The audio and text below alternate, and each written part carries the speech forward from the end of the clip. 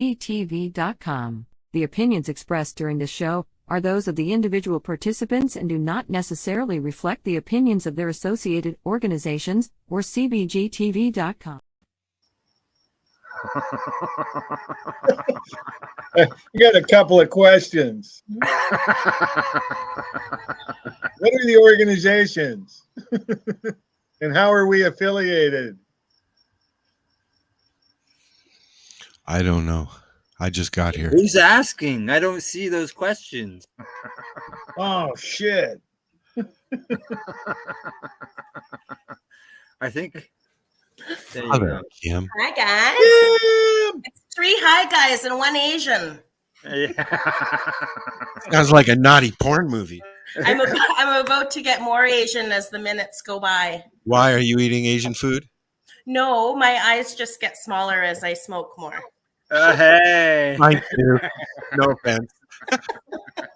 I actually got away with it once in a going through a yellow light. Cop stopped me. Carload of girls, and I basically almost started crying and said, when I like someone told a joke in the back, and when I cry, my eyes shut. I didn't see that it turned yellow, and I got off. Do you put a little accent in there when you do that? No, not usually. That's reserved for creepy guys at the bar that you pretend you can't speak English for. No, speak English. No English. Exactly. English. You know English?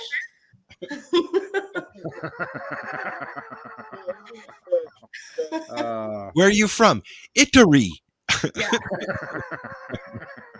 Yeah. Anyways, welcome, Kim, to the 3 Hi Guys. This is our 3rd installment of the 3 Hi Guys. Welcome back, Paul. Thank you. Your mic is all fucked up again, buddy. Paul's Where learning. hiding, Paul? Where's Paul been hiding? Paul's been hiding in a grow room. Good place to hide. He was busy for the last show and he couldn't make it. So Your microphone is not working very well at the moment. Maybe are you covering it or sitting on it or something? No. Okay, there you go. Okay. No, it's gone now. It's gone now. No, I got a job. I'm working for an LP. I don't know why your audio is not working now. What's your name, Bob? Bob. I'm so bad with names now. I'm calling everybody Bob. Bob, Who's yeah, Bob? I saw that post. Welcome to the Bob Show. Last time I recall, you had to put headphones on, Paul. Paul, yes, Paul. You know what? We've covered this before the show because he can't hear Al. I will translate for him. His daughter isn't home yet. He can't use any others. He doesn't have any. Waiting for his daughter to come home. I love the artwork in the back there, Paul. Some of Phil's work you got up on the wall there. Nice. Sign language.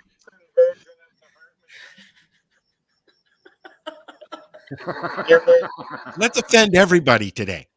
You guys are real high tech, eh?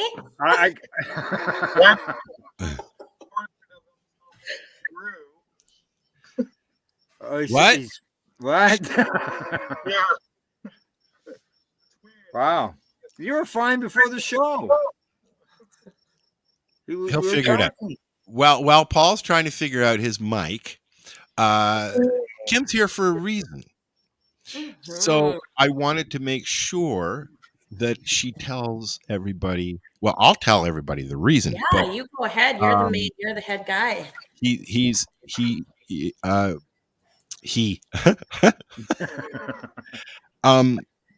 it out, man. Spit it out. Well, it's been 4 months now. November. So November. actually, I was thinking about this today. It's been like 6 months, 6 or 7 months. I've been here 9 months already in Terrace Bay. Yeah. Just phew. 1 minute I'm giving Alm all my tables, and the next minute I'm up here. Yeah. Next day or something. It's been approximately 6 months since our friend Alan Park passed away from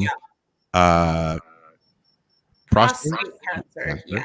which Well, you had beaten twice before. Probably more than that, I would say. And I think because it metastasized, it was probably hard to tell at times where it actually was attacking. I know a lot of Paul doing that, by the way. Yeah. I think I'm back. Can you hear me? Is that where the echo's coming from? Yes. Mm. Hang on, Paul. Well? Let me do some. I'm fixing it, Paul. There, I put your echo cancellation on, Paul. You should be all right now. Okay, how do I sound? There you go. So, Great. okay. Welcome back. Welcome back. So, go ahead and continue, Kim, what you were saying. Yeah, he died from cancer. Let's just put it that way. It was diagnosed in the prostate, but I'm sure it traveled to many other areas as the journey went on. And I met Alan and Paul at the same time. And when they were doing this, Paul went, "Oh God." I actually love these so much. I wish more of them had gotten done from the photos that got sent like that.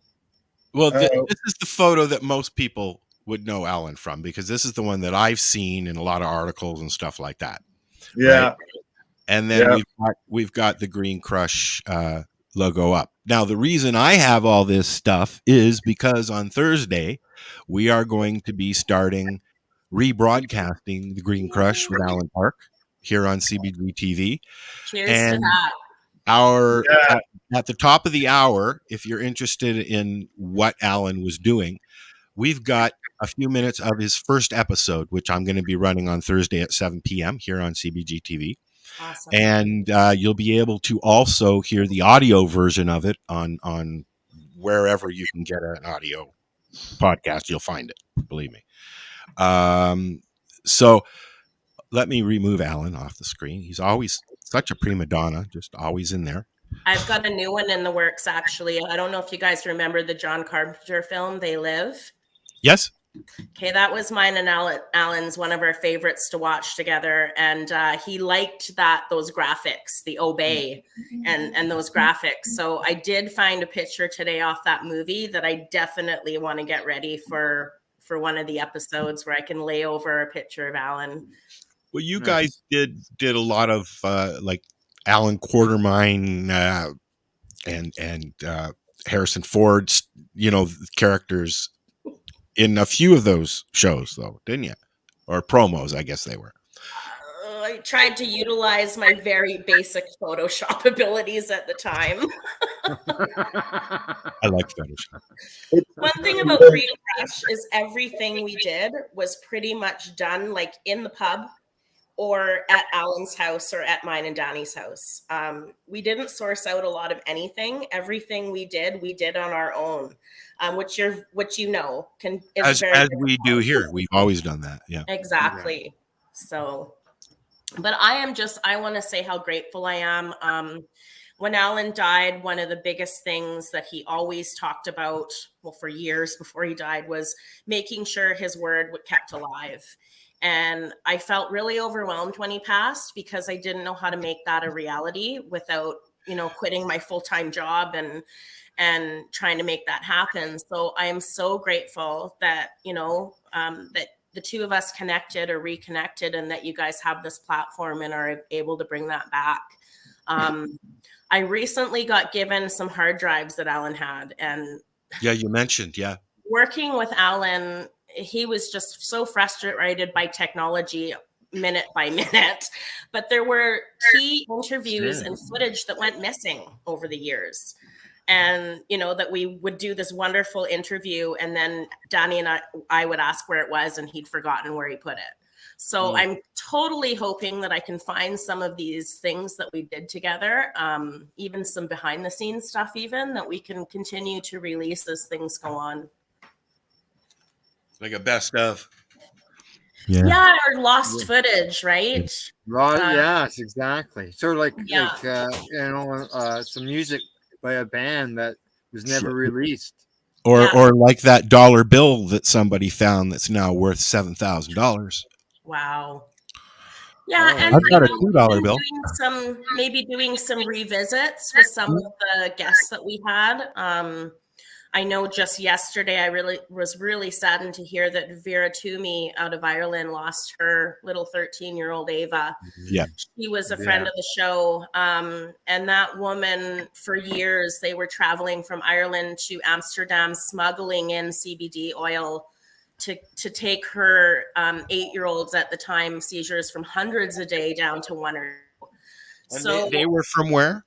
Ireland, from that's what I thought. And it sounds ridiculous that they would have to go through that, as England at the time was the largest hemp producers on a medical level because was it GW Pharmacies is there, right? Or pharmaceutical. And it wasn't even THC; it was CBD at the time. Yeah. CBD. Yeah. Yep. Yeah. That's and ridiculous. then when she finally fought hard enough and she put herself in front of politicians on TV, made a lot of people angry. When she finally got the legalization, then they wouldn't cover the cost of it. Yeah. And if you've seen the costs that they charge pharmaceutically for those products, it's unattainable. Oh, so big time. Sorry. Yeah, so I was saddened to hear that she suddenly passed. Sorry. But also very grateful that cannabis gave her 5 or 6 years of life where she was able to live like a child and smile and experience life. So people like that, I'd love to bring back and see where they are now, right? Not maybe her, but you know what I mean? Mm-hmm. We've kept in touch with a lot of youngsters over the years, like Haley. I talk to her mom now and then. She's been on Al's show many times. She comes on mine. Yeah. And I mean, Al's had for the last little while anyways, because although we do touch base with patients, it's usually just thrown in there. Do you know what I mean? Into the conversation, but Al actually has those patients on his show. Yeah, like little Sophie. Yep. Sophie Jones from Nova Scotia, who's dealing with missing a chromosome gene, and her parents had tried 3 or 4 different pharmaceutical drugs on her, and then when they finally decided, they talked to the doctor, and the doctor said, sort of gave them yes, but it wasn't a welcoming, hugging type yes. And they went ahead and did that. And a few weeks later, everything settled down. And she's off all her pharmaceutical drugs now. And she's just on cannabis that she gets through a licensed producer.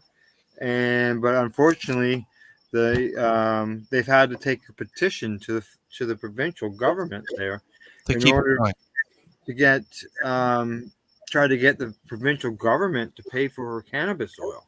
Yeah. So they're fighting that right now. That's craziness, man. Yeah. And yet they'll cover drugs that have known side effects and Ugh. Yeah, the other drugs were all covered. So now they had at one point they were getting on the compassion programs. Well, eventually those compassion programs ran out, expired. You're paying full costs, and then they find out that the strain that she was on, they were no longer producing it anymore.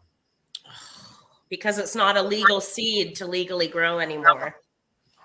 Well, they just stopped, the licensed producer just stopped growing that strain. Maybe they wasn't selling very well. I haven't got a clue.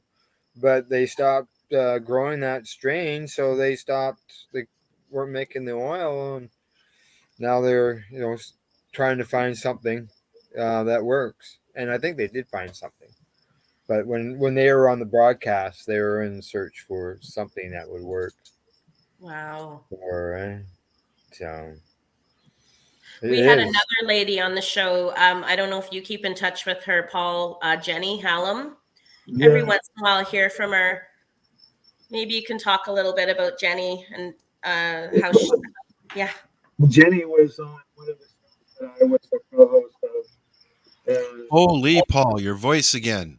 Yeah. Okay, I'll take over. My voice is gone again? Oh, now it's back. Maybe speak loud. I guess I got it close to the mic. No. No, the closer you get, the more muffled you get for some reason. All right. How about here? That's perfect. Yeah, that's good. All right. Jenny Hallam is an Australian advocate who has done amazing work down there. And she was in the middle of a court battle when she was on the show. And she's one of the true heroes of cannabis in Australia. And just such a lovable person. She is a caregiver to lost and baby kangaroos. So there's a cuteness factor in watching her antics on Facebook that is just off the hook. And a sweet person, and really has helped the whole process there in that country. She was facing 2 life sentences in Australia for supplying medical oil to patients that were dying. Yeah, giving it away. She had animals killed on her property. She had buildings set on fire. The things that woman had to dodge to keep herself free were just amazing. Those laws are so wrong.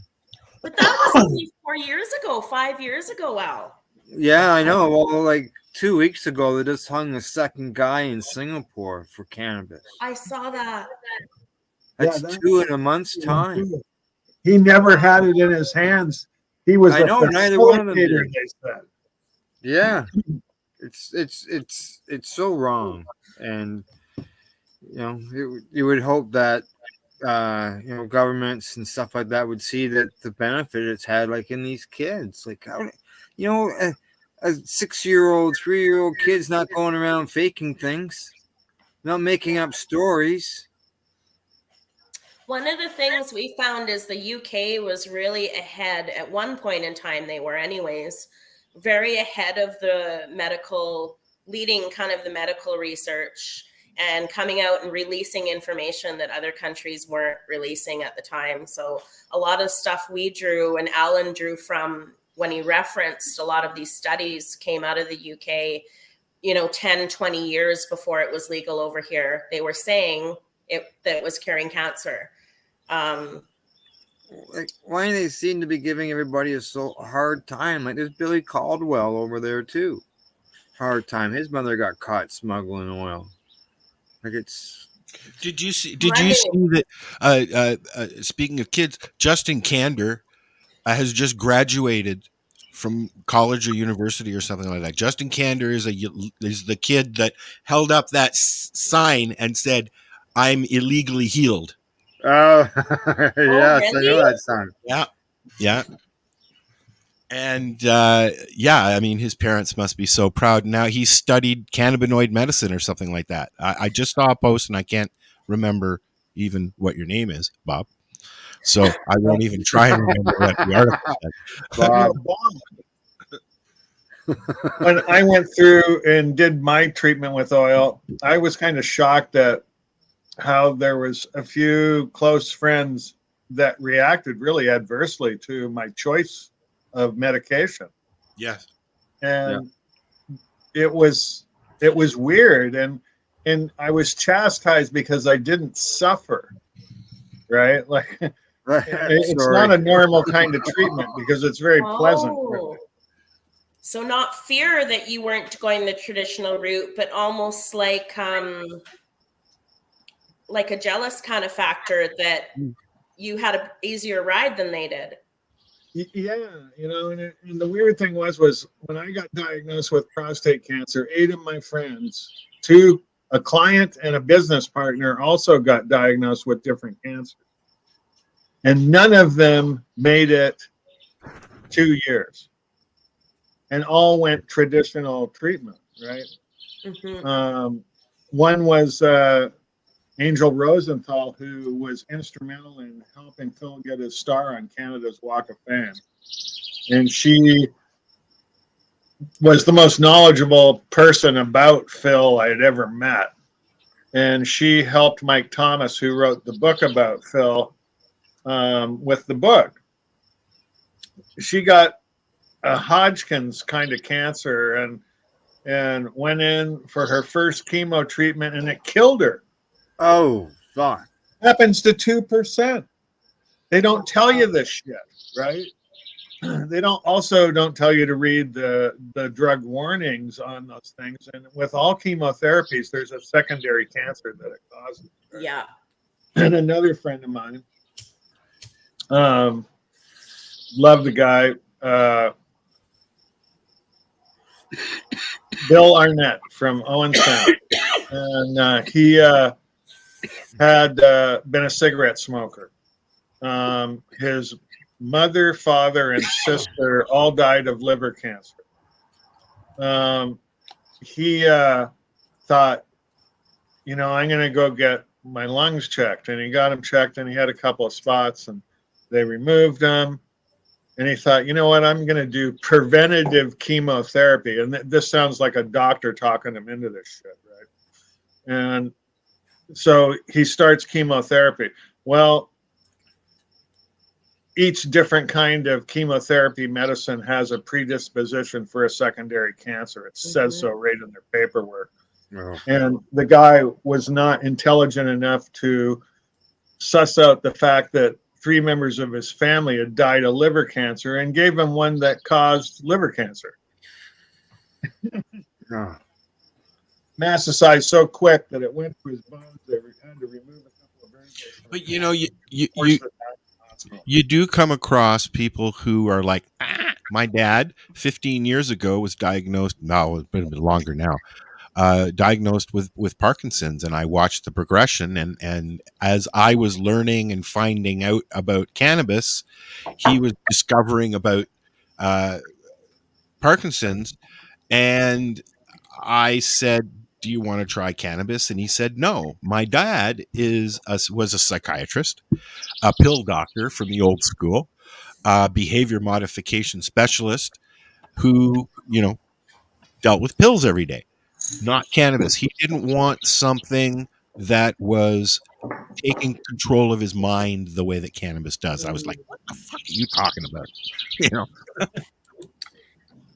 Talking about talking. We got a comment there. Nice format. Love the topic. Yes, I saw that. I think it was also the fear of the fact that it was illegal. Yeah, well, yeah, I think so. Yes. Mm-hmm. Yeah. Because one of the things that, looking back at the show that I find really interesting is that all of that show occurred before legalization. Alan was the most unhappiest person on legalization day than anyone I'd run into that day. And I actually asked him, "Why are you so upset?"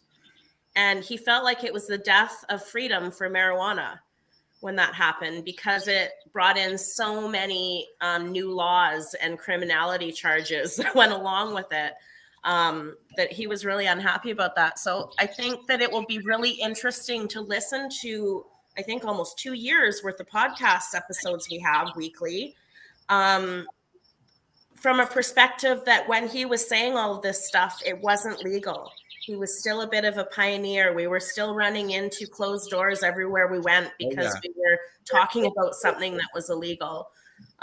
So that's going to be really interesting, even for me, to revisit those episodes and the content. Yeah, to watch it all. Yeah.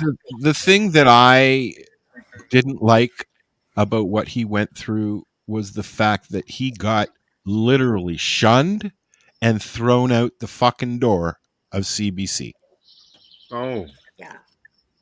Now, Al doesn't know too much about Alan. Not like you guys, obviously. No. So,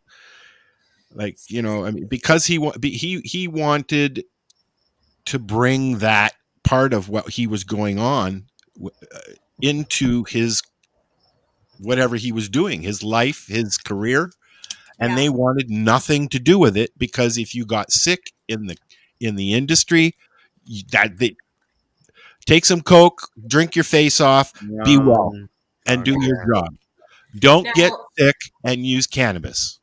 If you can get a hold ever of the last New Year's Eve special that he did with Air Farce, So Al Graham, Alan was on Air Force for 10 years, around about 8 or 9 years.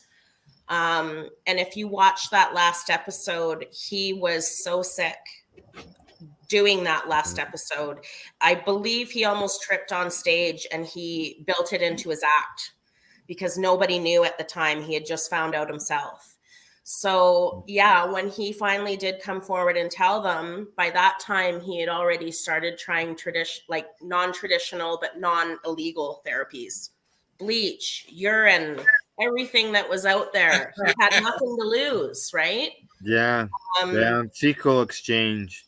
Yeah. So once they figured out that he was touting cannabis as his main choice, yeah, the doors were shut.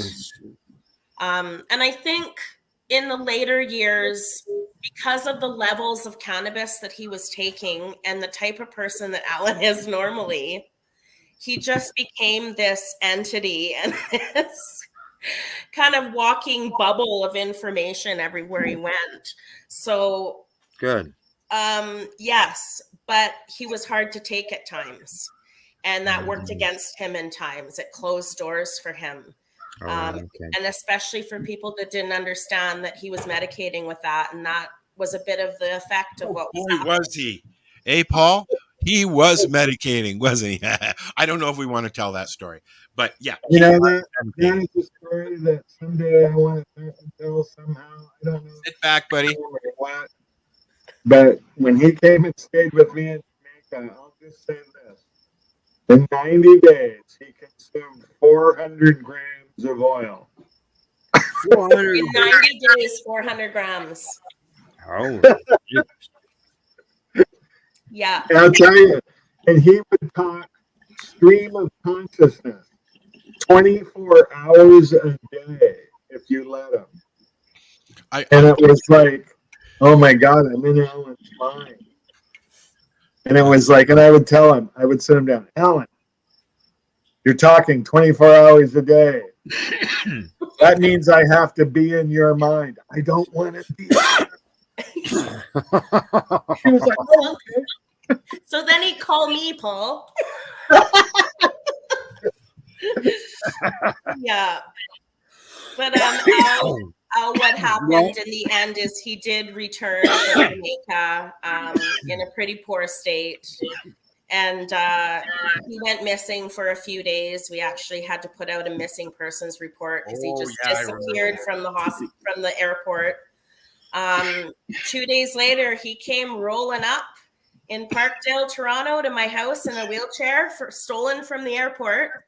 He'd made his way from the airport on foot with a wheelchair.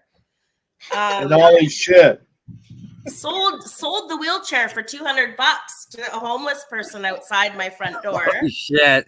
And then he spent some time in the hospital for a little while, just cleaning out a bit and getting some medical attention.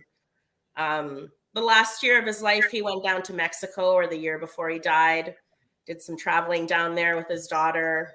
So yeah, he didn't stop being Alan, right? I think he spent Paul like 2 months in the 2 or 3 months in that lost hospital. I don't know. Yeah. Is your daughter home yet, Paul? She's not home yet. No. We're going to figure this out eventually. On my next paycheck. Well, so on a recreational level here, guys, I just put bud away, flower away, and it's been about probably 4 months. I'm doing concentrates only now. I was yesterday years old when I learned that doing dabs, you're actually not smoking or combusting it, you're vaporizing it. Yes, correct. Hence the coughing all the time, right? Now, you're using something there. Is that a nail? Because I'm new to this. I'm still using a torch. This is a baby. I'll make it big so you can see it. Al's got the night off because he does this every day. I only do it twice a week. This is a nail, a portable nail, actually.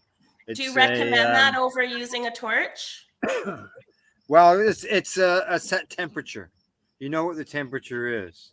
I used Torch for a long time, and then I switched to an e-nail, and that is because I can set the temperature and it'll stay there. Okay. And this is a portable unit that I got sitting here on the table, so nice. Comes in handy. Yeah, the only thing I'm trying to figure out, like I need to get a bubbler, I think, again. I've lost my bubbler, and going out, I'm having trouble with figuring out, like taking joints for the ride was always, so easy, and people kind of accept that. But hauling on a piece of glass can be misconstrued for doing other types of drugs.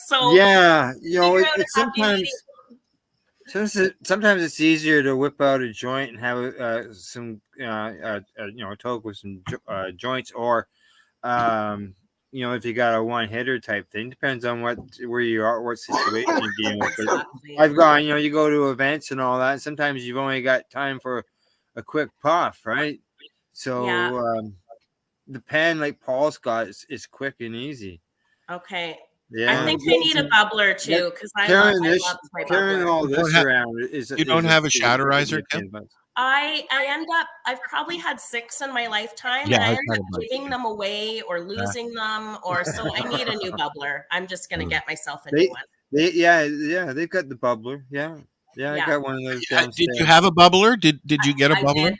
I've had a couple of them, actually. Wasn't that nice? I love them. Yeah. I have not found the glass part of my bubbler since I got here. Well, don't tell Matt, because he'll be very upset. I'm not using a shatterizer, but I'm smoking one. Nice. Nice. It's actually the first time I've bought any dabs from a retail store. I bet you that's Kim's phone. No, it's the guy's phone. Oh. Yeah. It's coming from Kim's end of the broadcast. Yeah. It's coming from the west side of the country. We've got some new stuff we want to run. It's only 2 minutes long, and then we're going to come back and continue our conversation on the Three High Guys with Kim and Paul and the other Al about Alan Park's Green Grush, which we will have a few minutes on in the middle of the show, so you get an idea of what he was going for. This is CBGtv, and we will be right back.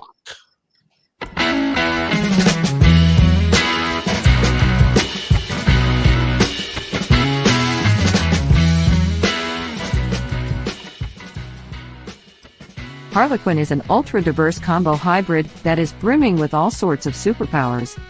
Boasting a really high CBD level, around 1 to 15%, which is a clear indicator of its medicinal abilities. It is also why this strain is a favorite among doctors who are looking to prescribe something potent for the fight against chronic pain.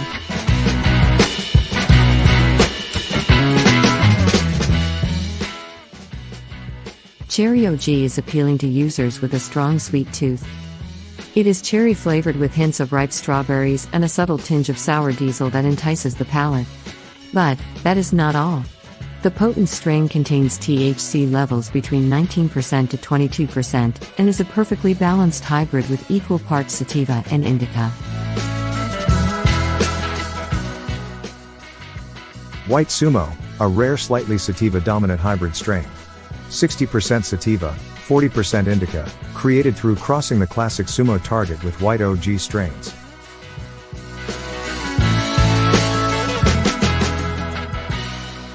Banana Mac, also known as Banana Miracle Alien Cookies, is a slightly indica-dominant hybrid strain 60% indica and 40% sativa, created by crossing the delicious Banana Kush with Miracle Alien Cookie strains.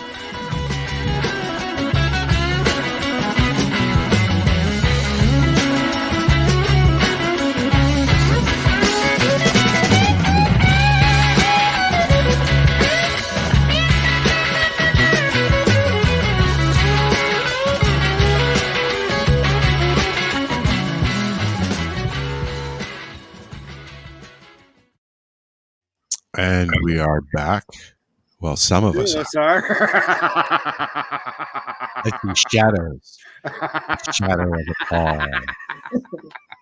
I was going to go like this till you came back. Alrighty. All right. So we are here chatting with Kim. And why Kim? Because Kim was one of the original producers of the Green Grush podcast with Alan Park. Yeah, so Green Crush was kind of born. Actually, Danny Menlo needs to take credit for that one. Him and Alan had a chance meeting outside of Yuck Yuck's Toronto one night, probably 5 or 6 years ago, and Alan told him the story of what was happening to him because he kind of disappeared from the scene for a little while. And Danny and I had just met, and he told me there's the crazy, I'm going to tell you the craziest story and you're never going to believe it. And he tells me, he's been alive for 3 years, even though he was supposed to die 2 years ago, just from cannabis oil. What a story, eh? And we kind of all started going, that's amazing. So it just kind of catapulted from there. There were times that we all ended up living under the same roof for practical reasons. So the show just kind of became this homegrown kind of vision of Alan's. He had the voice, he had the on-camera presence. Danny had most of the technical, promoting, marketing, where to put things and how to broadcast it, the studio, all of that.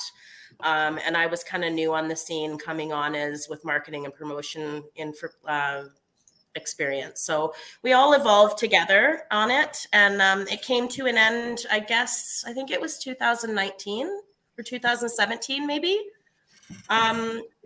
when like Paul said, Alan was having to take a huge amount of oil, and the last couple episodes we shot, I felt really bad for the guests because they were really peeved that their episode didn't get shown online. But we just couldn't. There was Alan just wasn't himself. He was, his anxiety was sky high. He just wasn't presentable or in a place where he could perform anymore. And that was probably the hardest conversation that Danny ever had with him, from one performer to another. Someone who'd been on TV, national TV for 10 years, telling them that they're not fit to be in front of a camera anymore was devastating for him. So from that point forward, everything he thought and did was either put on paper or put on a computer or in his phone. So like I said, it's going to be interesting to start sifting through some of that.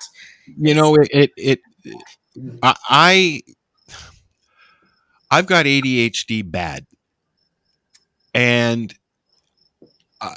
Alan was, okay, I got a story. The first day I met Alan was at the hemp something. Oh, wait, it's right here. Hempfest Canada. It was this right here, actually. Moonbeam. This right here. I don't know if you guys can see. Oh, wait, hold. Let's put the camera. Or was it the hot box thing? I thought you guys met at the hot box thing. No, it was this thing here. It was Fest Cannabis Fest Expo. So that's when I met you too, then. Yep. And we all went out for dinner afterwards. We spent the whole day together. Paul was there as well. We all went out for dinner afterwards. And driving through the city of Toronto beside Alan Park and Floyd, his dog that he had just gotten, was like watching a primetime special. Because Alan had major car anxiety. So it was like, and Danny as well. So we got Danny in the back and Alan in the front. I can't remember. I think Tracy Lamourie was in the back as well. And Mary Jane was there, I think. Yeah. And we all went off to Cabbagetown to go to dinner. And it was a very interesting ride. I bet. So Alan lived in Scarborough out in Rouge Hill.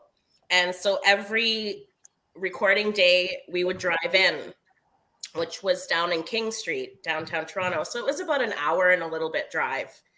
And so the thing that he would want me to do is break down the numbers of the episode into a numerical type value. So let's say the episode was episode 152.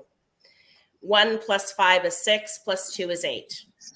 So the number for that day in Alan's mind was 8. And 8 was going to basically envelop that episode and dictate what kind of energy he was going to put into that episode. So my job as the person trying to hang on for dear life was to also look up the number 8 and the esoteric meaning behind it and try and come up with some kind of meaning that would not only make him happy, but also make me as a producer happy and be putting him in the right direction. Because if you look up esoteric meaning of the number 8, there are several different explanations depending on which site you're looking at. So it was always interesting. You know, that was our little, what do you call it? Like, that's what we did, our mantra before each episode. And you didn't really know what was going to come out of his mouth until he actually said it, did you? No. Yeah. No. I punched the glass a few times. I screamed and went a few times. Paul was probably there a few times when I was losing my mind behind the scenes.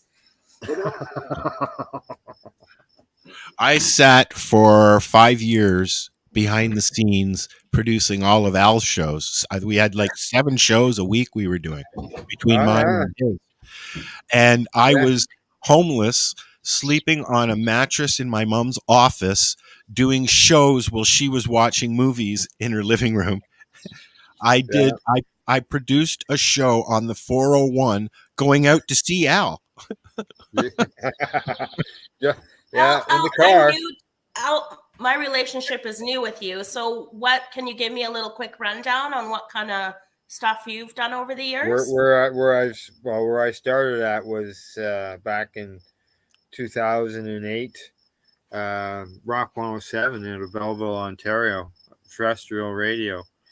They had a Flower Hour broadcast going on there, and like a psychedelic Sunday sort of thing. And one day there was a very important. Huh? I said Al was the psychedelic part.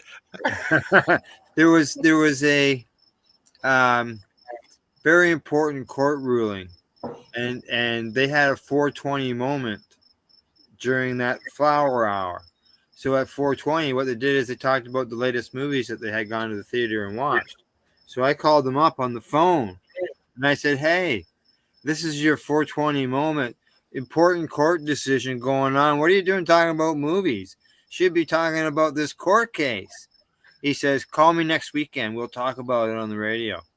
So for 2 years, that's what I did, was talk about news and events on terrestrial radio.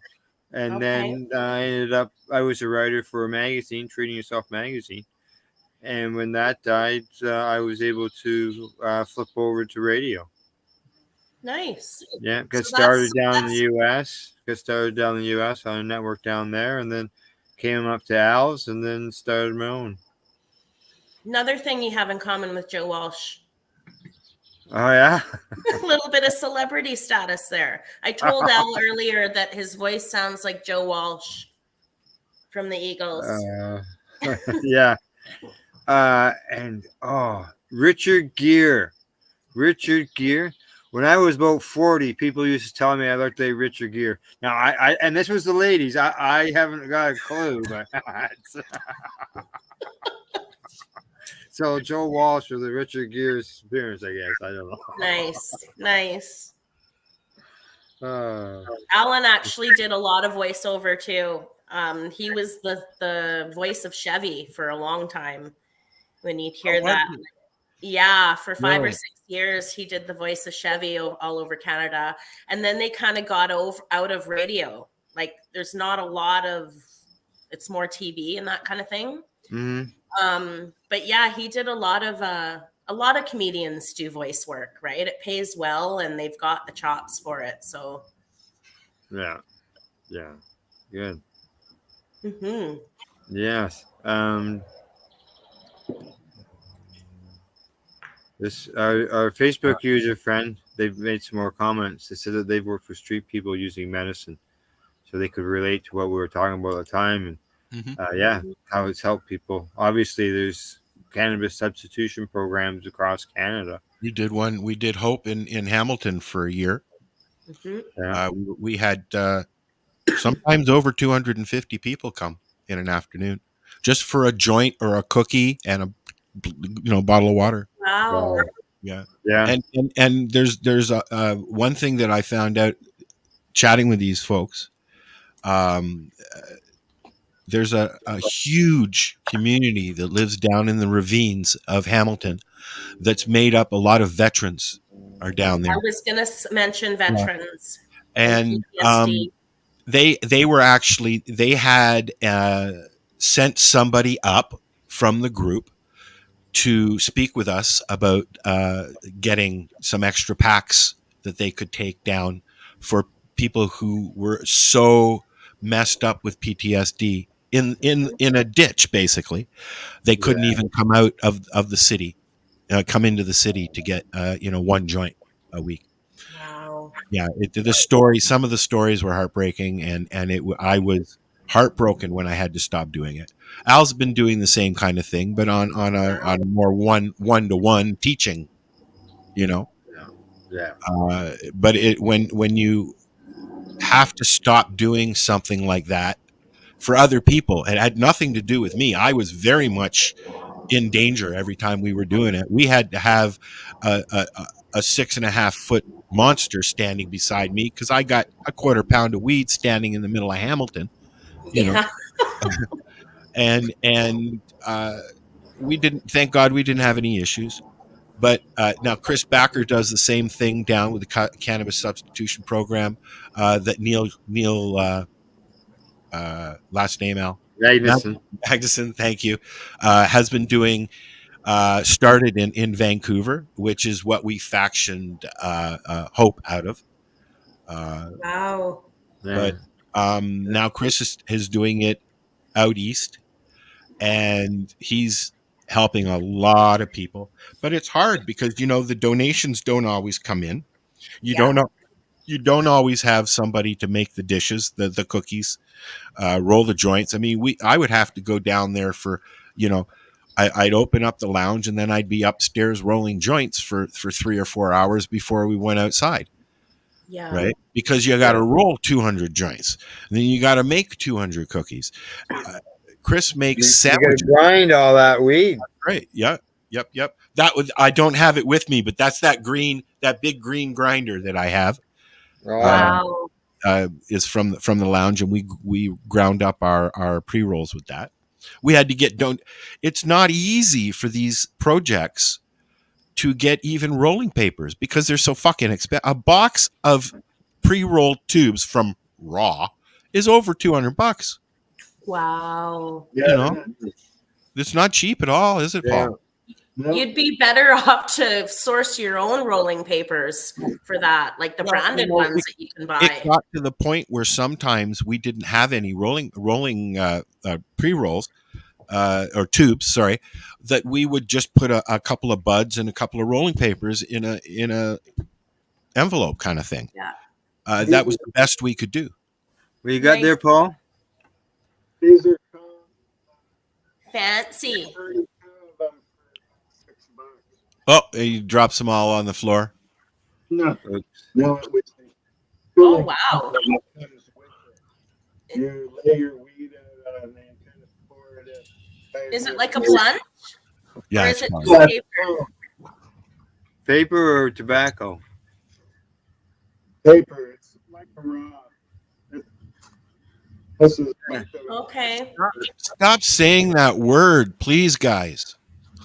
There you go. I like those king palms too. Have you seen those? They're a palm leaf, and they're in a cone. You fill them, and it's got a terp release in it. So you squeeze the filter, and it releases a terp flavor. And you're smoking 100% palm leaf. They're called king palms, and they're really cool too. But on the topic of what you're talking about, Al, I've been recently doing a lot of research and reading of Gabor Mate, who is the doctor who started the first needle exchange clinic in downtown Eastside Vancouver in Canada. and gets a lot of flack for that, right? But it's kind of prompted me to look into and explore what harm reduction really means. Yeah. And looking around and seeing how many people harm reduction is such a good tool for in the trauma and the PTSD world, right? Well, you know, I think a lot of people need to listen to him talk about what addiction means and how where it comes from and all Have you that. ever- Because, it's I know I've listened to him quite a few times, and when he talks about that, it's just right on. It's true. Yeah. I know it had me take another look at the way I looked at things. Yeah, definitely. Yeah. Al, you were going to say something? Have you? I can't remember his last name. Peter Ferences. Do you know who that name? They call he was lovingly called Dr. Crackhead. He was very, very open about his addictions. He was an addiction specialist and scientist at CAME. Okay, he's recently passed away. I've found out actually, but he came on like that was his life was addiction, his addiction, helping people with addictions, and yet he still consumed. He wouldn't say when the last time he consumed, but he said he would go as far as saying, "Yes, I still consume." Yeah, I have friends and relatives that are sustained drinkers. They have a drink every few hours. It gets them through the day. They come home, they swallow a vodka bottle, and they go to bed. And they function quite well. There are cocaine addicts that function quite well. Most of the financial district is probably functioning very well. Well, it's what the movies depict. Isn't it? I've seen the movies. Although I would know, and movies can't even touch the reality. I was gonna say I don't know how many benefits I could pull from alcohol and cocaine use, no. other than maybe pain relief. I've been sterilization with the alcohol. Maybe, I've been very upfront with the fact that I stopped taking antidepressants and ADHD medication, and I substitute psilocybin and cannabis. And I've even gotten to the point where I can have a couple of beers and not feel like I'm depressed mess and I want to go and jump in front of a train. Yeah, because yeah, well, but the shrooms, as we call them, now there's going to be all kinds of posts on my Facebook wall. As soon as you say shrooms. Yeah, go and see so-and-so on my Instagram account. Yeah. If you notice, when I say shrooms or mushrooms, and when I post it, I always say at the end, wait for it. But anyways, I tell people that psilocybin has taken depression, which anybody who knows me personally knows that I suffer bad. And it's kicked it out the fucking door or near to it. Amazing. Good. Congratulations. No, thank you. That's something to celebrate, man. I'd love to talk to you more about that offline because Sure. I've tried to get off a few different pharmaceuticals myself and I just haven't found the right mix. So it's something that's always intrigued me. It's, microdosing. I've raised myself up to 0.3. A microdose, people say between 2 and 5. Okay. 0.2 and 5. Yeah.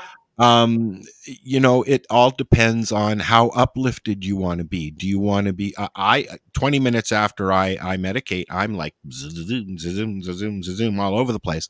But then I find out about the 4th hour, I get a little grumpy and I would just want to be left alone. But then I wake up the next morning and I'm enlightened and I feel great and I don't need that.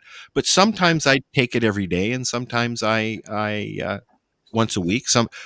I've read that some people who they'll take a microdose, a 0.2 gram microdose, and it will help them for years after that. Wow. Because that's all they needed was a reset. I've done the 5-day reset where you medicate for 5 days and then you stop. Mm-hmm. Right. But now, because I know what I'm going to get and I make my own caps, I'll take one or two, depending on what I got to do that day, depending on how I wake up. If I'm feeling a little depressed, if I'm feeling grumpy, you know. And here's the thing: my doctor knows what I'm doing. Mm-hmm. I'm not hiding it from him. I told him. Never have either. Yeah. He's even gone as far as saying he will help me get a Section 56 when they start allowing it. Nice. So, yeah, especially with anesthetic. Yeah, but they overturned that, Al. What's that? They overturned it. They put the kibosh on all of that until more research has been done. Yeah, exactly. So I don't know, but I am open and honest about it. I have several friends that I'm educating about it who are doing the same thing, and they're not as grumpy. They're more uplifted. They're being more productive every day. Yeah.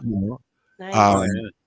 It's just, I mean, I would not have gotten through the death of my mom without it. Quite frankly.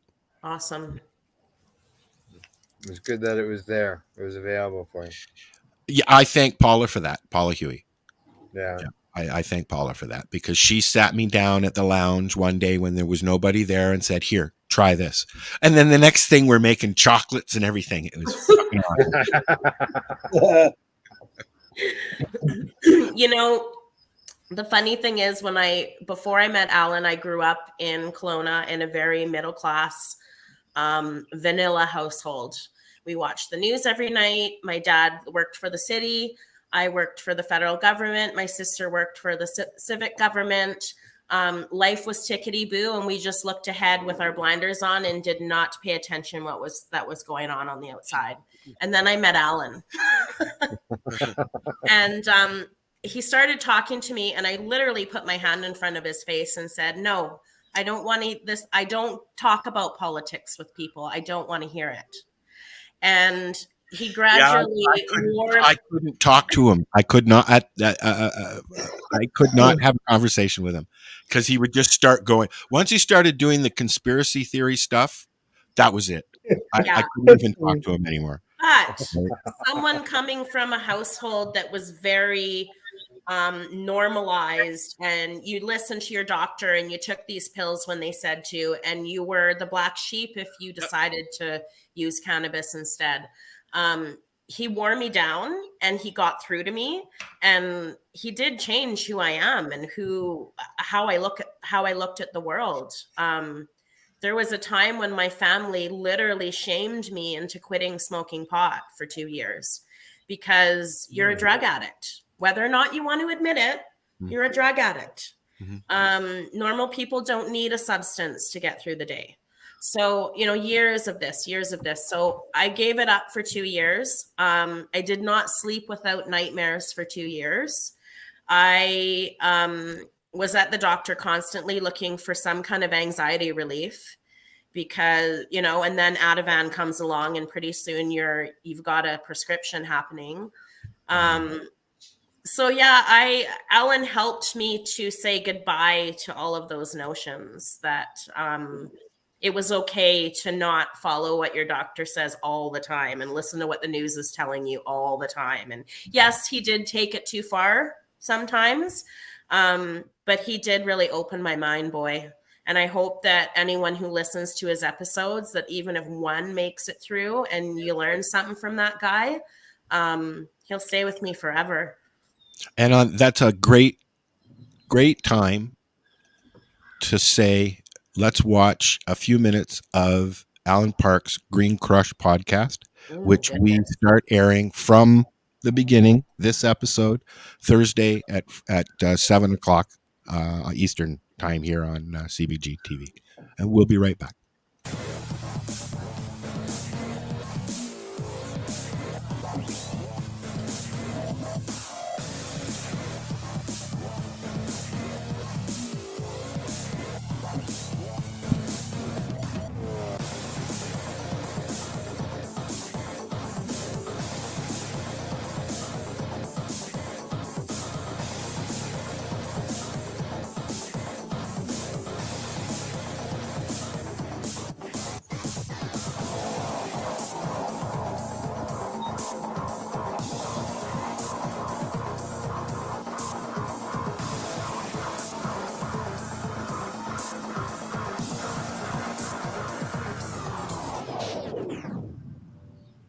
Hey there, thanks for tuning in to the first episode of Green Grush. This is the show that's going to tell you how to use cannabis in your life, how to save your life with cannabis, and how to understand how the representation of cannabis through the media is usually wrong.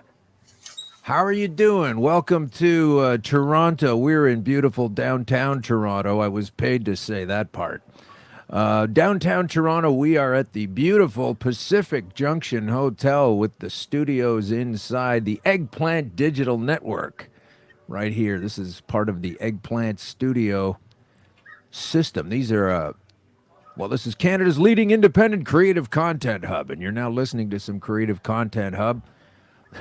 Here we are talking about cancer and cannabis, but it's not just limited to that. It's limited to whatever you want to limit it to. There's going to be furniture. There's going to be makeup. There's going to be flooring. There's going to be protein bars. You know how they sell those all the time at the health food store. Going to be packed with cannabis right now. This kind of feels like Aunt Jemima has just invented syrup, and we're just about to have pancakes invented as well. That's kind of how it feels like to me. We are just sitting at the top of a revolution. Like I've got an oil derrick at the turn of the century, and they're just about to invent cars. That's what this show is all about. But it's mostly about the fact that, I have to read what they gave me to read here. Hang on a second.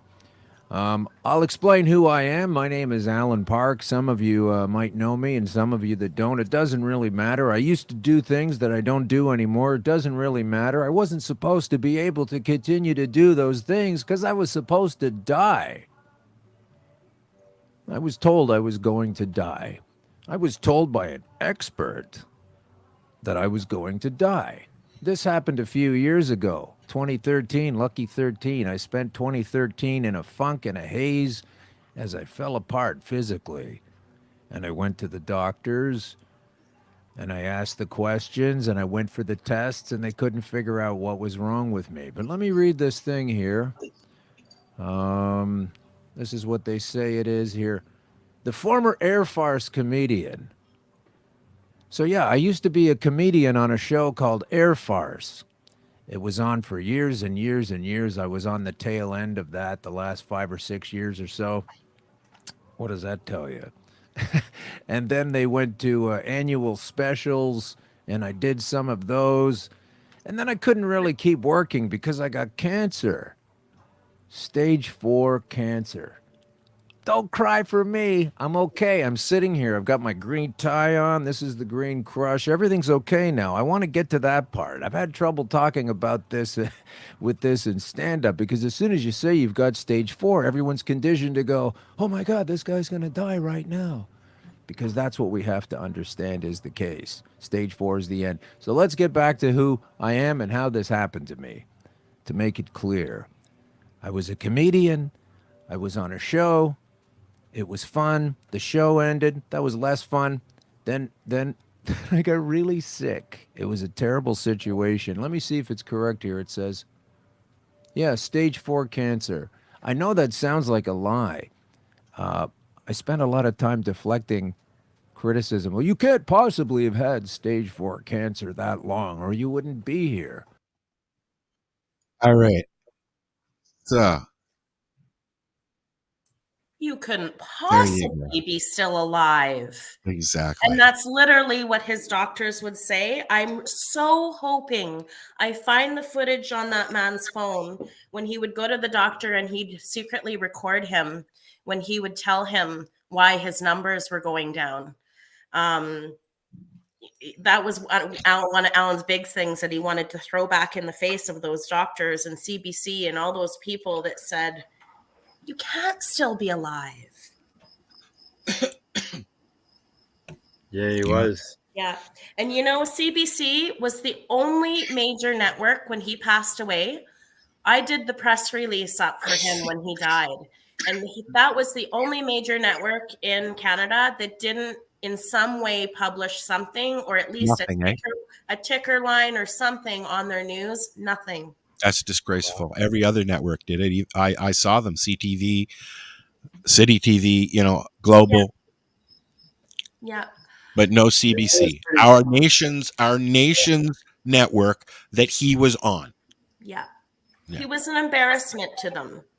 And shame on them. Shame on them, because they could have been part of something really special too. And, now to see all these ex-politicians and ex-cops and like he said, we were on the precipice then, like Aunt Jemima inventing syrup. And he was so right. It just ballooned into this commodity, and it's no longer about the plant. It's about what it's worth. And Well, and that's what's become. It's about its worth now. yeah. It's not, and we're at the point now where it's not going to happen. I don't think. That's just my opinion. I don't know what Al feels about it, but a lot of people that came out of the cannabis community, like Al and I did, and Paul and Kim, are saying that the Health Canada is now trying to strip that medical away from us. They can't do it. But there's a threat that's there, and that threat is being pushed out through the mainstream media. So that's what people hear. Yeah. Like when the government asked the question, can the recreational stores be a substitute for the medical program? That's just paraphrasing the question. It's a longer question. It's 5.2. It was on the Cannabis Act review. And when they started asking questions, can a retail outlet replace the medical program? They're asking that for a reason. Yep. It's not just to get everybody's opinion on it. There's articles coming out left, right, and center on how medical patients, myself included, have decided to forego the medical applications, to forego the whole medical thing, and they're just going to the recreational store, getting what they've found that works for them, and they're going home. So But they want to get rid of the growers. That's right. But they're paying taxes on it, where I don't pay taxes on my metformin. I should not pay taxes on my. The National Cannabis Survey that the federal government does shows that approximately half the people who enter the retail stores do so for medicinal reasons, but they're going to the stores, and it's not maybe of their patients, and they're not talking to somebody with some information to give them an idea, at least an idea on what to do, because when you go to a store, they can't talk. They're not supposed to, anyways, talk medical. They seem as a medical user now, is the MMAR still grandfathered in, or is that all been done now? No, you have to have the newest version of that. So has it reduced the amount of plants and significantly? What is it called now, Al? Well, we get our license through the ACMPR, which was swallowed up into the Cannabis Act when it became law back in 2018. But prior to that, it was a separate thing, but now it's all in the Cannabis Act, and we still have to apply for once a year. Still get our doctors. They still treat it like a prescription, but they say it's not a prescription. So do you choose your grower, or how does that process work? Well, personally, myself, I just grow my own. Yeah. But some people can decide to have a designated grower, or they can turn around and select licensed producers that they may want to purchase from. Okay. And is it still prescribed per plant? Like grams. It's done by grams. Per grams. And then they convert it. Then they convert it over. Like I have 5 grams on mine. I have 5 grams, which gives me 9 plants outside and 19 inside, I think. But I can't remember if that includes 4 or not. I don't know. I haven't looked in a bit. Yeah. For 25 with an indoor-outdoor license with 25 plants, it's 17 inside and it's 5 outside. Technically, you're not supposed to grow at the same time, but it's hard to continue with the medicines that you find that works for you. You have to overlap in order to bring things in for the winter. That's right. It's foolish. We've had these conversations with Jack Lloyd on the radio show. I found out this medicine works, but I gotta throw it away. I'm not allowed to use it. And succession planting, like how do you get consistent cropping if you're not succession planting and having it? Yeah. Perpetual gardens. You always got both growing. You got the vegetable going, you got your bloom going, and go, right? I think it also gets more confusing and harder for the authorities to police this stuff because now everybody in Canada per household can grow 4 plants legally. So how do you determine, Quebec? In Ontario? Yeah. Just can't forget about the people. No, but it's Canada wide, isn't it? Isn't the recreation? Yes, it's a joke. But Manitoba doesn't allow their growing. So that's the course. But the Quebec, they've already been ruled on in the Supreme Court of Canada, and in Quebec, the provincial government can shut down your grows, and they've already done that. You get fined if you get caught growing your 4 plants that other Canadians can grow, but they get fined for it. It's like $700. Now, are they actually fining people? Well, they're eligible to be if they're not. The threat but is what I'm getting at is, are they actually doing it? I don't know. Because I know, there was a time in Canada before legalization took hold where even though it was still illegal, they weren't bothering medical growers. I mean, I've had friends, you know who I'm talking about, Al, that had military helicopters hovering over their farm. Yeah. Okay. Because they were growing, and I mean, and now we can do that. I don't have to worry about a cop walking into my backyard and going, "You're under arrest." But yet, if I, as a medical person, puts too many plants out, I could still go to jail.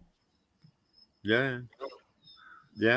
Like like I said, there was 5 plants in if an indoor outdoor and 25 gram. You got your 5 outdoors and legal, and then you got your 4 recreational. So there's 9. Yep. But if you put out more than that, then you're risking your medical license as well as being charged on top of that. But I know a lot of senior medical cannabis patients who have been for a long time since Section 56 was the way to go. I've had mine since I MMAR, so that was 3 programs ago. The alphabets of medical cannabis in Canada. Yeah. But I mean, would I take at this point in 2003, whether I have my medical cannabis license or not is my fucking business, not yours. Yeah. I'm growing something that has saved my life and keeps me going every day. You're not going to stop me. Yeah. I just don't think we give a fuck anymore. You still can't hear you, Paul. Sorry, buddy. I don't think they care anymore about the regular home. Yeah. They can't really police it. And that was it's impossible. Yeah. Yeah, they tend to when you see the reports in the news, it's always large numbers, and it's always from a complaint. Well, yeah. It's somebody that doesn't like weed, and they see 30 plants in your backyard, whether or not you're medical or not, they're going to call and report you. Yeah, what I'm talking about is plants that are in the thousands. That's usually the numbers that I'm seeing in the news. That's different. Yeah. All right, so we're right here in Mohawk territory. And obviously, when you go to Shannonville and Tyendinaga, it is absolutely a cannabis weed Vegas scenario. Oh yes, for sure. yeah.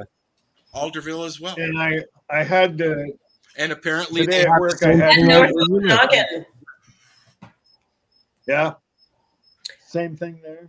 Don't move. I have Paul. not Paul, sit ever. back. Don't move. That's where your voice was working. Just back up just an inch, please, sir. Thank you. And finish what you're saying. What was I saying, Al? Talking about the places on the reserves as far as Yeah. So Tynagaga being a cannabis wonderland.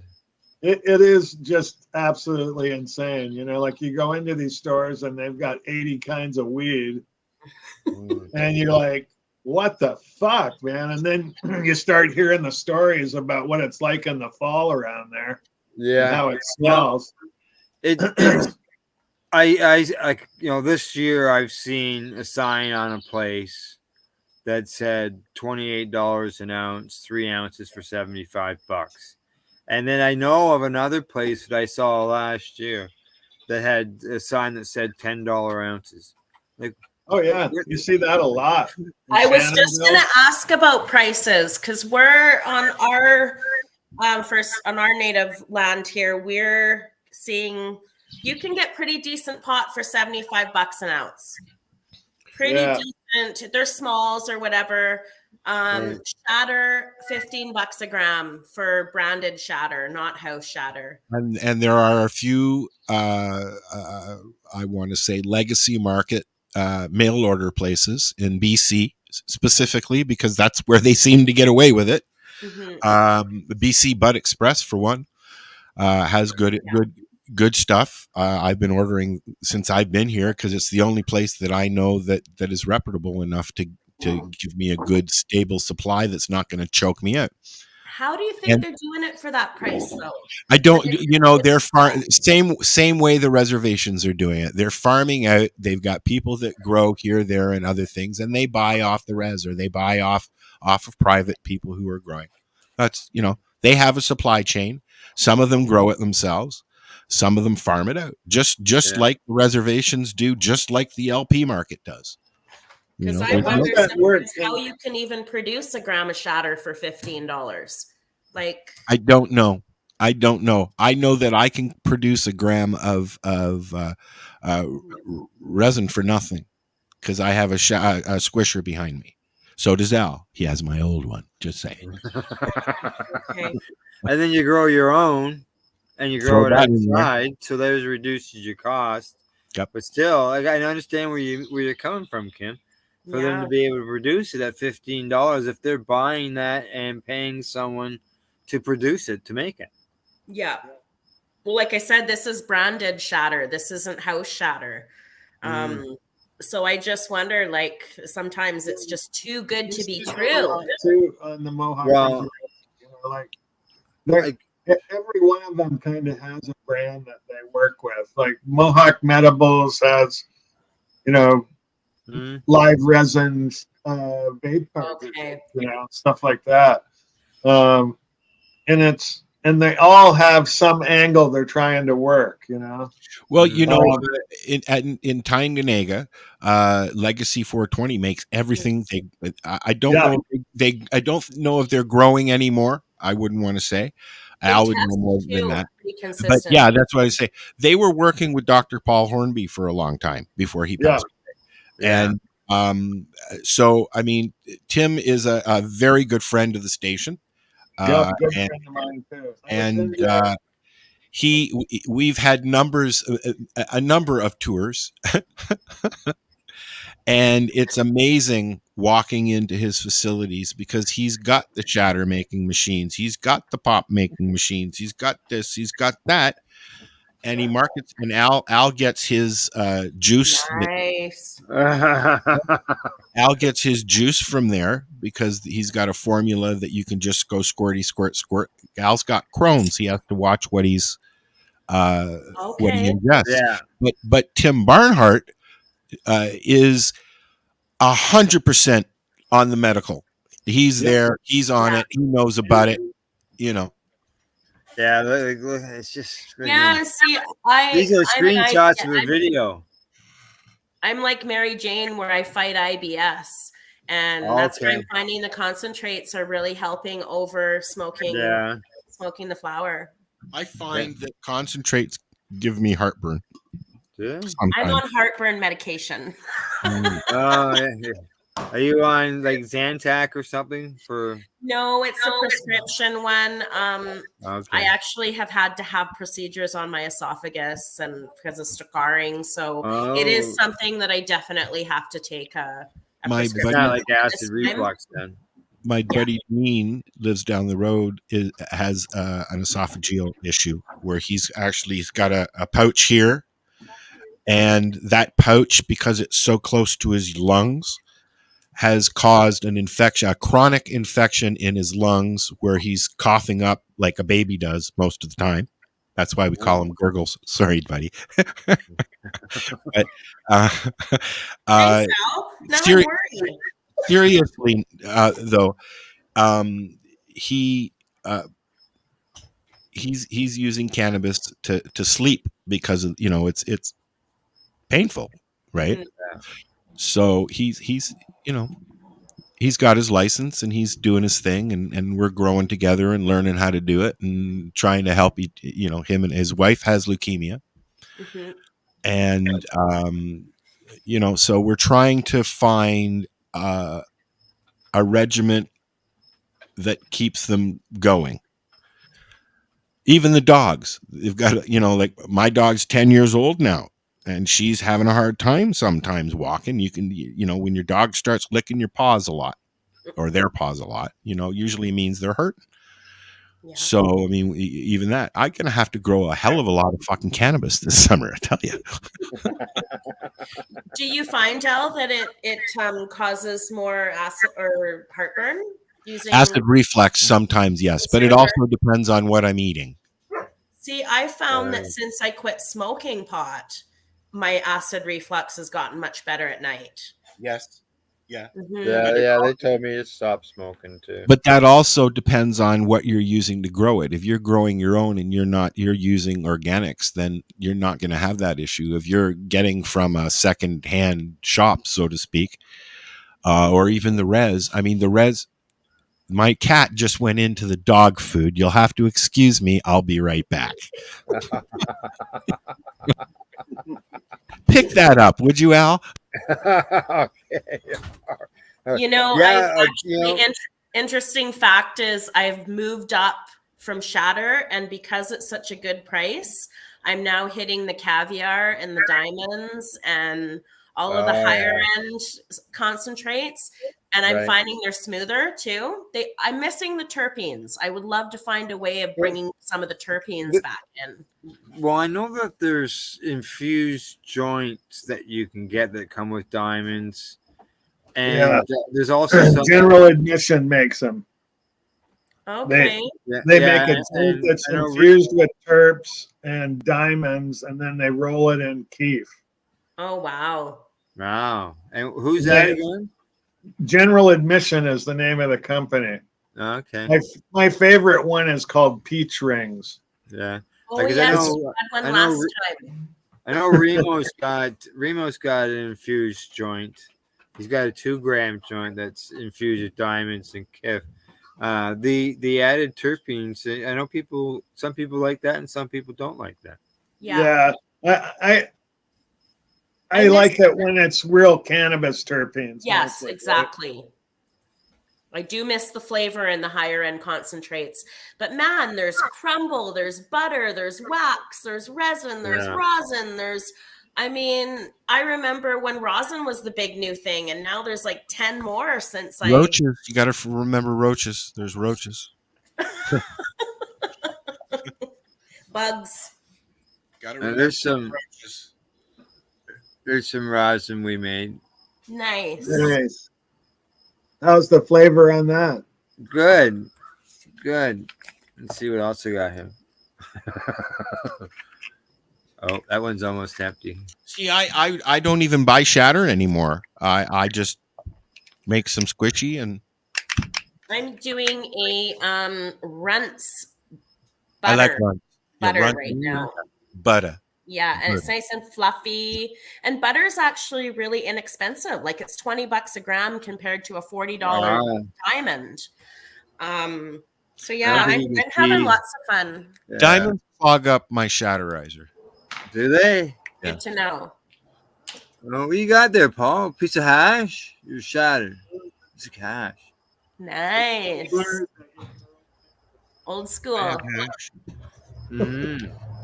This is what I have left of the hash that I made. I'm gonna show you something. I got maybe 12 grams total. All right. Well, You don't get a lot, eh? How long? Okay, your tray. How long does it take you to fill up your tray, Al? My tray. What do you mean? Yeah, your kife tray. Oh, I'm usually a few months. That's it, really? Yeah, a few months, and I've got an I never get any kife out of my fucking grinder at all, man. Ever. Oh no, mine goes right into a tray. I've got like a 7x7-inch tray. I've had it for over 9 years. Yeah. I have a memory that just showed up. Then it was 9 years old of me using that same tray. And I get anywhere from 24 to 30 grams of kiff out of it when I clean it out. Yeah, and I've made rosin with it. Oh yes. Remember that old strain? RDC. Red Congolese. Wow. That's an oldie. Oh, it's a sativa. Yeah, I actually can't smoke this. That's why I got it, because it is and apparently Red Congolese, from what I heard after I bought it, is really bad for people with anxiety. You know what? White Widow as well for me. I call it angry weed. Okay. I won't touch it. Yep. Yeah. But anyways, yeah. I love it when you see some of the old strains come back. I like sativas though. I've got some Acapulco Gold at the moment and some Lemon Kush. Yeah. I'm not smoking my Grape Escape. I'm smoking. Oh, I like Grape Escape. I'm smoking Cherry Pie. Oh, I like Cherry Pie. Ooh, me too. Yeah. Cherry Pie, very popular in Jamaica. Is it? Which Yeah. one? Cherry pie and wedding cake and pink kush. Ice cream cake. I grew some ice cream cake at the farm and I didn't like it. The terpenes were horrible. Probably just the genetics. But my friend who grew it as well said she didn't like it. There was no taste to it at all. So I just threw it into the hash bucket. There you go. I'm always pleasantly surprised by Sensi Star whenever I see Empty it. Star is good. I've had that many times. Yeah. That's an old strain too, eh? Mm-hmm. I'm just an old school girl, Al. Yeah.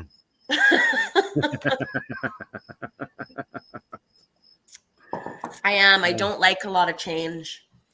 No, I don't like pain either. These days. Yeah, well, because of cannabis. See, one thing you don't know about me, Kim, is because I have my Crohn's disease, as Al said. But the only time I ever had a prescription was for opiates as well. I've been hospitalized. Otherwise, it's just always been cannabis. Wow. That I've been using. Yeah, I don't use pain control. I'm on other medications. Like I'm on an infused drug that I have to take. Yeah. I have to go in every. But nothing for pain like me. Yeah. What's that? I don't do anything for pain either. Just pot. Just cannabis. Yeah. Exactly. But you know what? Sometimes I wonder why. Sometimes I wonder why, Al, because I'm sitting here in tears because I can barely move. I wonder why I'm not going to the doctor and say, "Give me a couple perks, please." I mean, I took pain stuff for my shoulder after surgery and before surgery, but that's it. Yeah, if you can get away from them afterwards, you're down with them. Do that because so many people have been, well, look at our. If you don't have the right strain, though, it's not going to work for you. And no, exactly. So this round, this next year of growing is going to be me discovering the strains that I want to use. Yeah. That's why I grew strains for 10 years. I'm still growing. Do you still grow always the same stuff, Al? Yeah, I still grow my Grape Escape. I've had it for 12 years now. Yeah. Same strain. You know what's interesting is I used to source oil for Alan sometimes. Okay, we won't say anything. They have transcript now, Kim. They have transcript now, Kim. Anyways, there were a couple times where we were kind of lost and we were in between sources and we had to use untested stuff. And it's not always that great. Yeah. And how it affected him would just amaze me, the difference between, like a shitty batch and being able to get back on the clean stuff that had been tested and done. So, yeah, I mean, there's good shatter, bad shatter, good pot, bad pot. It's like strains. for a few years, I mean, and it's still going on, but for a few years, the market was trying to grab hold of the distillates and the isolates, and then people started shoving that in medical people's faces, and that's just not okay. A distillate or an isolate is not going to help somebody who's really sick. Yeah, no. That is, in my opinion, 420 is all full extract. Well, yeah, but edibles especially. Giving somebody a distillate that's got cancer and saying take this every day and you'll be great. Well, our Facebook user friend has a suggestion. Okay, bring it up. He says it's a food crop. We should just eat it raw in a salad. You know what? And I'm glad you said that. Whoever you are, Haley, his mom, Cheryl T. Rose has just started microdosing fresh cannabis with Haley, and it's working. That's the juicing? The juicing, yep. Yeah. But they've been doing it for a long time in California. I have a friend who had skin cancer out there. He had a skin cancer that went down his neck and ended on his chest. And he started making the holy anointing oil. But one of the things he did was he juiced fresh bud and about 3 ounces of it a day.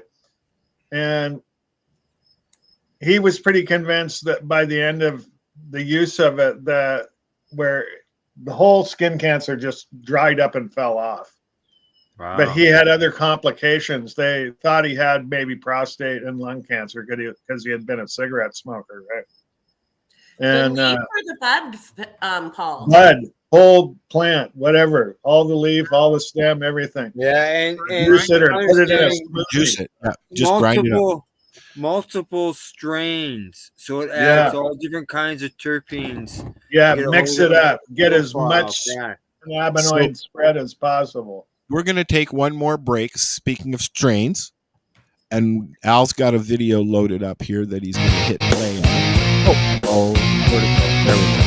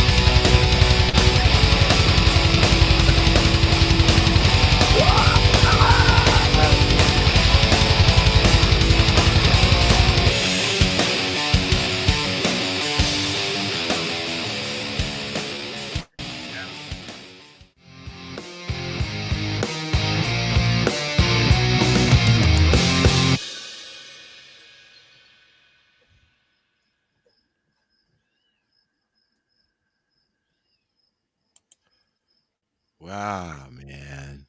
There you I was go. getting into that. I was like, It worked really good with that part of the song too. Yeah, the video end of thing was created by Green Irene, and then I selected the music that went along with it. It's good. I like it. do you Now the first one find- the one that Al ran, the 2-minute version, it had the wording was being spoken. In this yes, one, we've introduced some AI into our stuffs. Wow, pretty high tech. Somebody doesn't have the ability to read a script.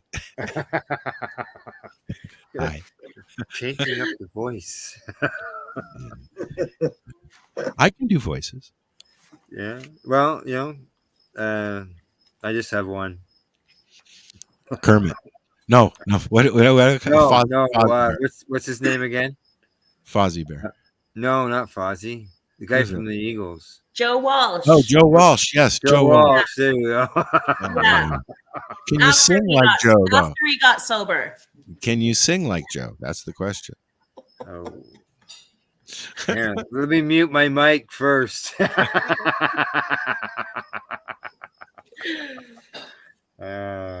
So once again, we start airing on CBGtv, the Green Grush podcast with Alan Park, which is Thursday? This Thursday? 6 years now. 2 years, I think. 2 Or years. We ran 2 years of episodes, but I think it's about 4 years old, 5 years old, maybe even a 6. little bit longer than I that. think it was I've been in the 2000. city. I was in the city for 4 years. So back in the 2006, 2007. Does that sound right? Yeah, because I had just come back to the city. Yeah. I don't know. I'm almost 50, and I swear, like, time has completely become something different now. I turned 60 in September. I'm not looking forward to that number at all. I love it. I love getting older. Like, there's a certain freedom that definitely comes along with it. You don't have to answer to shit, when that freedom starts impeding your abilities to move. Okay, when depending on where you go to for retail businesses, some of them will give you a senior's discount when you're Yes. 55. Yep. 55, I A know. lot of places are doing 55 now, which is fucking awesome. Yeah, So- Denny's breakfast all the way. There you go. Drugstores, other stuff. People give you that discount. It Some really are is freedom 55. Yeah, and my guy's 63, so I get the benefit of both. There you go. Yeah. We're getting our discounts, and When my mom started using the seniors discount, she was only like in her 50s, and I was like, and then I didn't feel right about it. But then she stopped dyeing her hair, and she could play the part. She had gray hair for a few years before she actually turned 65, but then she never used it after that. She never used her senior stuff as a senior. Wow. I think a lot of people are like that. I'll keep dyeing my hair. I don't want the gray hair yet. I'm not ready for that yet. I don't know why, but no. If it was all white, sure, but the salt and pepper look, I'm not there my yet. mom had gone completely white, and she had actually told me that she was ready for a new picture with her white hair. There you go. Yeah. Some It just people never happened. So, Well, you may just find that you just get tired of having to color your hair all the time and just say fuck it. Yeah, but then what? I know somebody who did. Yeah. Wasn't me though. It wasn't me. I don't mind the gray. I don't mind. I don't like. It's different for guys, though. Guys get more distinguished as they get older. Girls don't feel the same way, most of them, right? Like, I'm still baffled over this whole Botox movement. I don't understand how there's so many natural girls out there that don't understand that Botox is botulism. Like, and it doesn't look good when you get old. Like, I don't know. Some of those jobs are. You look like Popeye. You've earned your age. You know what? Speaking of getting older, I just watched the first 3 episodes of Family Stallone, which is Sly Stallone's new reality show. And right out of the gate at a restaurant, he's having a dinner with Al Pacino. It was quite funny, actually. But I've watched the first 3 episodes. It's on Paramount Plus. Or it's on Prime if you have Paramount Plus on Paramount Plus. Back to the beginning of the show. Yeah, and it's not bad if you like that. It's either I watch things like that, and I love all the Below Deck drama right where drama's supposed to be on your fucking TV. Right. Sly's got to be in his 80s now, eh? 76. At least that's what he was when they did that episode, right? Wow. So we've only got 15 minutes. Kim, I wanted to thank you for being on the show. Fortunately, and I said fortunately, not unfortunately, we're going to be seeing Kim a lot more, I think, in the near future. Hope so. So, looking forward to working with you on that stuff. Please let everybody know once again what the green candy green.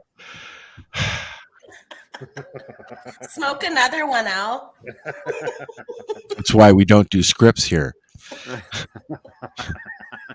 Yeah, sometimes that script is there to save those problems. I'm done. You nailed the name of the podcast, at least. I'm done. Check us out at Thursday at 7 p.m. right here on CBGtv. Okay, that's what I was. Green Grush Podcast. Green Grush, yeah. I'm gonna keep our I'm gonna revamp and get that going again. Our Facebook page is kind of where most of our audience was. I tried to send the feed directly to the Facebook page, and it didn't show up in mine, but it may just take a little bit to refresh. Okay. We'll work on that between now and. So for old Green Grush audience, we'll share things there. Yep. And then hopefully we'll get some of that audience checking out what else you guys have on the network as well, because I know you've got like tons of different shows playing. So with Green Grush, I think that makes 17 a day. We'll be 16, 17 weekly broadcasts. Oh, weekly. Okay, not a day yet. No, not a day, but per week. Yeah, so just really looking forward to, like I said, revisiting some of the stuff that Alan discussed before legalization took place, remembering his memory and what he stood for. He was all about getting the word out and, against the suppression of information that is still occurring when it comes to medical use and medical treatment of diseases and illnesses and what have you. So for me to have you guys step up and offer to be the platform to do that, hats off to you. I know Alan's, wherever he is, he's smiling and knowing that people are still going to hear his voice. I don't know about that. I don't know if he liked me or not. I don't know. I never heard a bad thing from him. It was hard to tell, though. I never heard a bad thing about you from him, and he was quite open about stuff. I never ever heard a bad thing about you. And he's got a name. He's got to have a name. We've got a name that he loves. Yes. Al. Yeah. Al, right? Yeah. Totally. So, yeah, and I'm hoping maybe, Paul and I can collaborate on a few things to get some new content happening there. Maybe revisiting some of the old guests, that kind of thing. So, thanks to all of you guys. I really look forward to this new venture. Yeah. I'm there for you, Kimmy. Just let me know. For sure. Thank you. Yeah.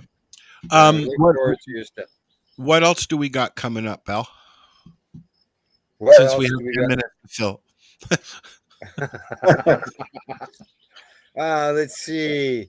Tomorrow's Pace Radio show is on. And then Thursday, we've got the news broadcast, psychedelics and cannabis educational news. Friday, pardon me? That's a long title. Yeah, it is. Pace News. Yeah. It lets people know it covers psychedelics and cannabis. And I like to say that our news is educational. And then you got Battle Strategies. You've got the 420 radio show on Friday. You do? You do. Huh. And then Saturday, we got CBG this week where we run. Normally we run all the broadcasts back to back. Other than there's a 3-minute time space between each broadcast. Think of that as a time to go to the bathroom. You know, the commercial, it doesn't happen. Okay, because of servers and stuff like that, we have to put 3 minutes between each broadcast.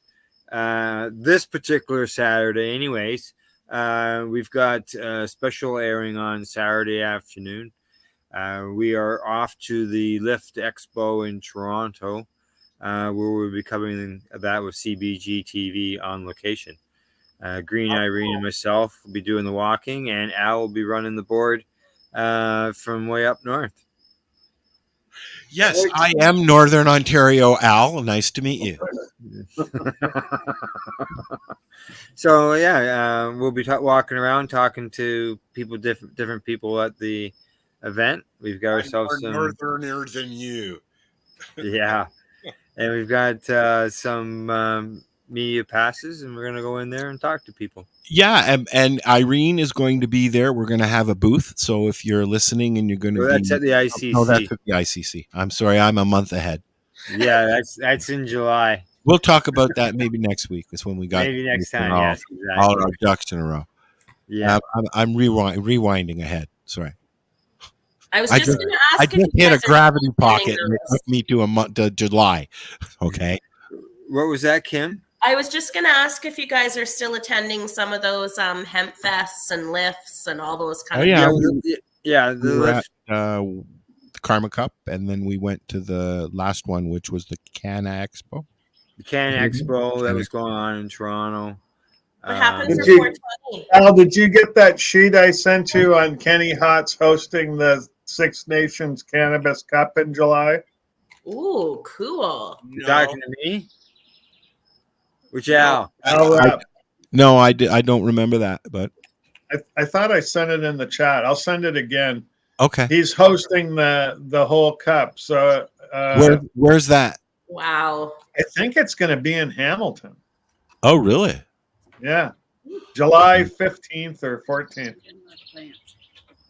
Cool. No, I'm tired. Yeah, wow. We're sorry to hear that, Gail. You just told the whole world you're tired. Have a nice nap, Gail.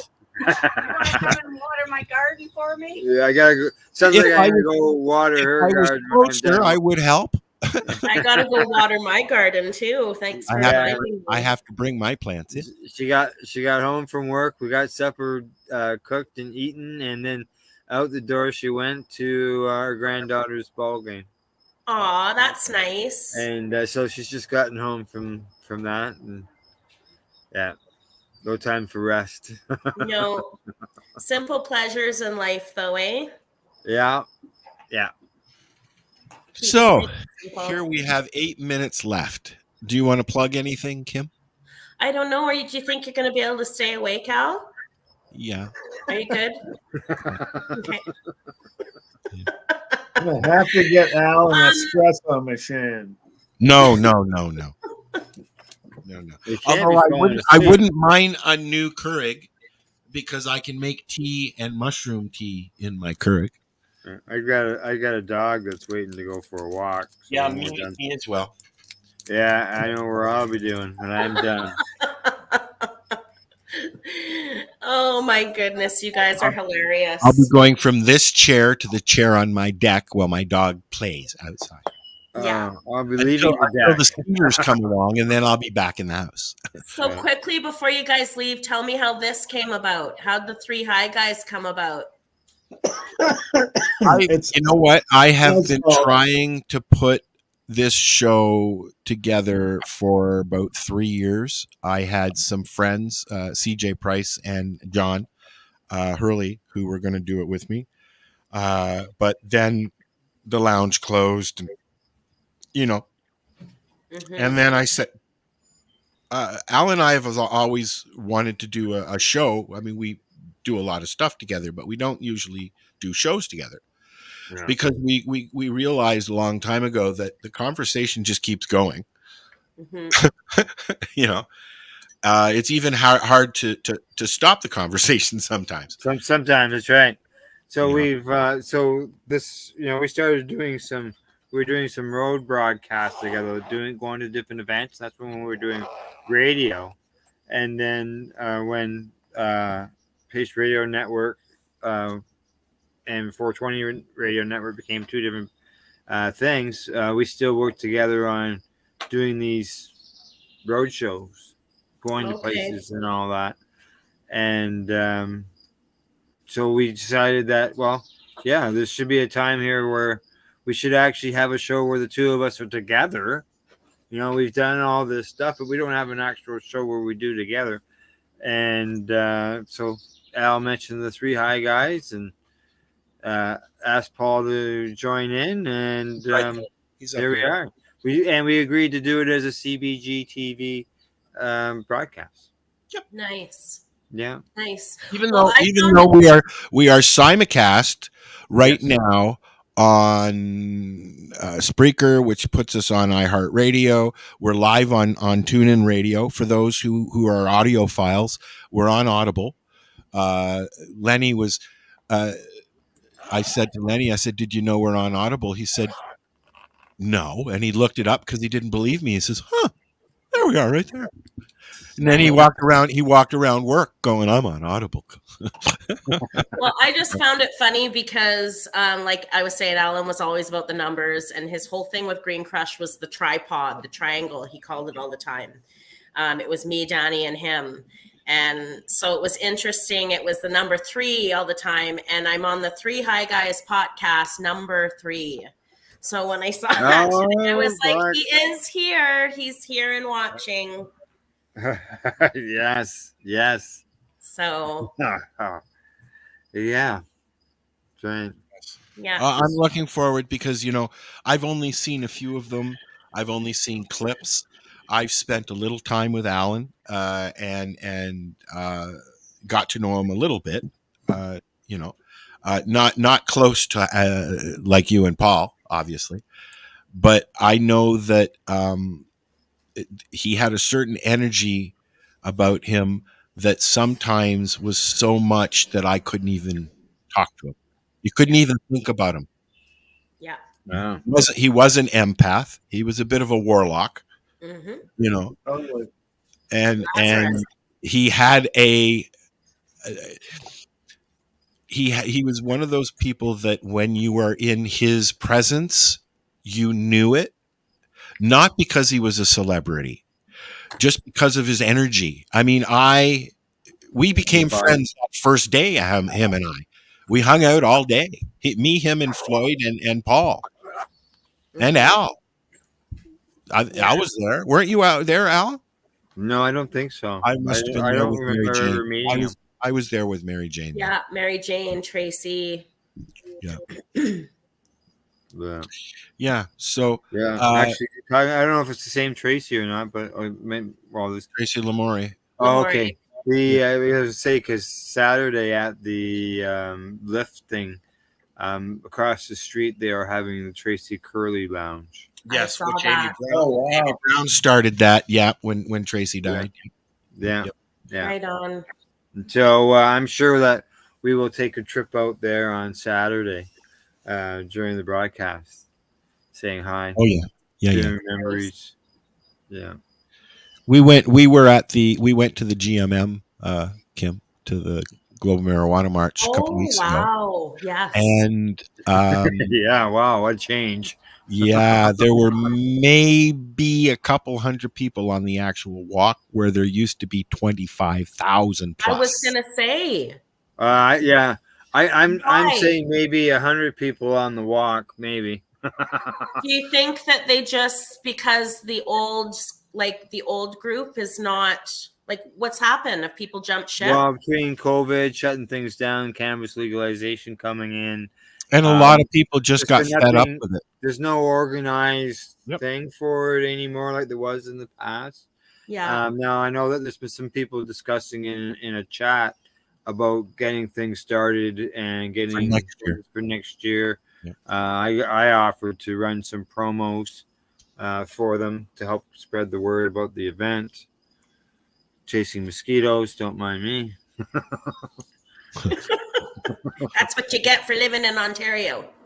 Yeah, no, outside still. So you don't have mosquitoes there? Not like you guys do. They don't drive their own buses. The black flies here sound like Humvees going by your face. Yeah, exactly. You can hear them coming from 3 meters away. These guys are like they're warplanes. They just keep coming at you. Yep. And on that note, we've got to go, guys. Kim, thank you very much. We will be talking with you soon. Gentlemen, always a pleasure. We'll see you in 2 weeks. Next week, check out the Coverage Radio Show, 7 p.m. right here, Tuesday nights, every other Tuesday night. And peace out. Green Crush, Thursday, 7 p.m. Eastern Standard Time. Eastern Time, yeah. That's right. All right, guys. Peace. Bye-bye. Oh.